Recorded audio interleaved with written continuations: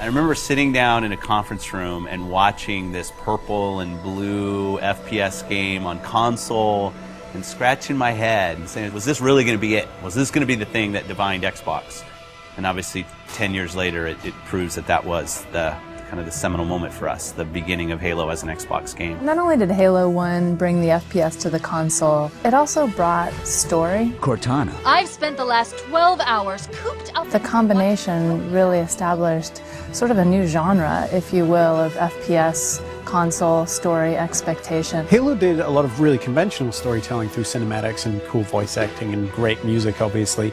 But I think some of the storytelling that happens in Halo that's most inspiring to me is the storytelling that happens through the environment and the sandbox. While you were hit with all this great fiction that you could really kind of delve into and try to understand more about, at the same time you could just pick it up and play. All of that kind of came together to make a game that had not necessarily was completely different than what previous shooters had done, but got all of its individual formulas so excellently perfect. You had this incredible first-person shooter experience that I don't think anyone had ever even come close to before it. Halo was the beginning of me playing console games with my friends, and that's still how I always think about it.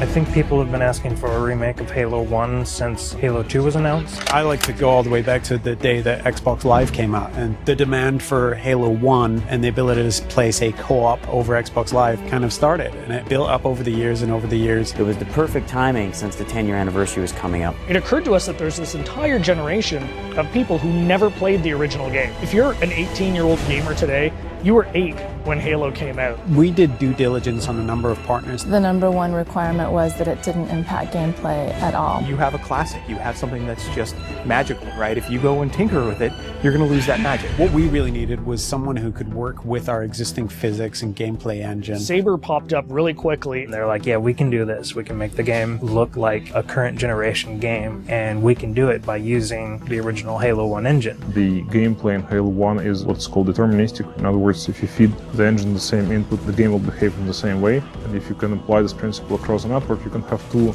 game worlds completely in sync. So rather than simulate Halo's original gameplay or Halo's original physics, we're able to actually use them completely. So the car is nice and shiny, but the engine is fairly old, but so we had to make sure that it all kind of fits together. And then we had to speed up the engine to make sure it works in today's world. We've done some deliberate things. The library is easier to navigate now. We use lighting and textures to make it a little bit simpler. The pillars are covered in holograms on one side, or they're more decorated on the other side. From what we've noticed, it actually seems to help people that aren't familiar with the library figure out where they're going. Truth and Reconciliation is one of the best examples I can give. If you come to that first interaction and then you make your way towards a cliff, you can look up and see this unbelievable skybox. And so having all these updated graphics has really made the game, to me, just more immersive. I still remember the first time I saw someone switch to graphics. I didn't know that was actually going to be a feature until I saw someone do it. In a lot of ways, it was a very, very fine balancing act. Because again, we're running all the original Halo 1 animations, so it's the original Halo 1 skeletons for those characters needed to be rebound into the updated meshes that we had brought over from Halo Reach and from Halo 3. For example, the Elite actually has an elongated neck, so they're a little bit more squat and compact. Cracking the case in 30 seconds.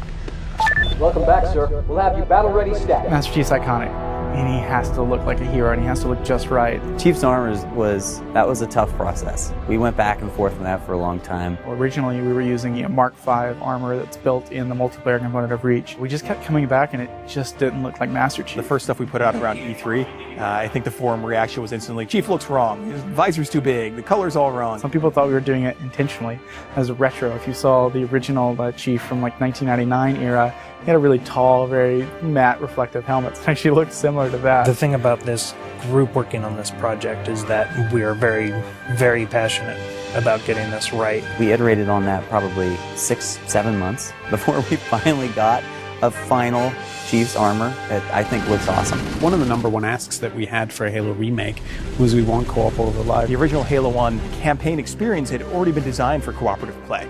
You notice when you're getting out of the initial cryotube, there's actually 2 cryotubes for cinematic. It definitely creates another challenge for us when you're playing with somebody else, but we obviously wanted to support that. The code base was built 10, if not 15 years ago, so we had to figure out how this code base is structured, how it was designed. We had a lot of people work really long hours to make it happen and to really really code it ultimately from scratch. It's pretty seamless, so you'll go into the campaign lobby, and there you'll see your friends who are online playing the game. You fire off an invite to a friend, and they'll be able to join you, allowing you to play what was originally a split-screen cooperative campaign experience, now across live.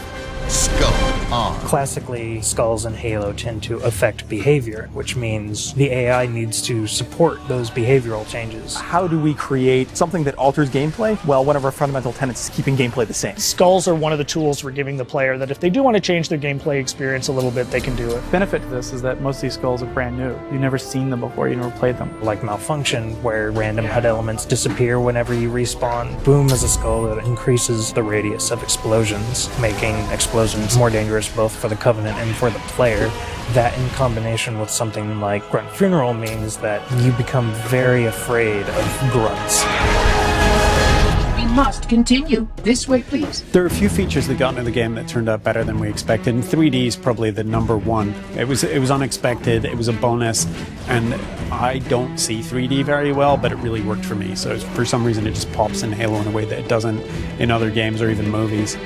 Yeah, I'd say the feature that surprised me the most was Connect. So we've got a number of voice commands throughout the course of the game. Things like grenade, reload. At a point during the game when you're playing, you can say analyze, and this mode comes up where you can almost capture items. So you move your cursor over, say, an elite or a grunt, and in the library, you can go in there and see the things you've captured, move the model around in 3D, and it gives you a bit of a breakdown and explanation of what those characters are. For me, when I think about Halo, I think about looking around and just the scope and the scale of everything. This is the game that started it all, and people can really dive in and play and remember what it was like to play it 10 years ago, and if you didn't play it 10 years ago, you can see what it was like 10 years ago. It's the quintessential walk down memory lane with a much better visuals. Ultimately, the thing you learn is it doesn't just look modern, it feels completely modern. Completely remastered campaign, great additional features like co-op over live, skulls, terminals, 3D, Connect, and multiplayer. Once you see it for yourself, I don't know, really, it's a pretty awesome experience. There's a lot of stuff in there for $40. We're actually really excited about the fact that there's so much there, and it's a real smorgasbord of stuff for people who enjoy Halo. One of the best values that you'll find this holiday season by far.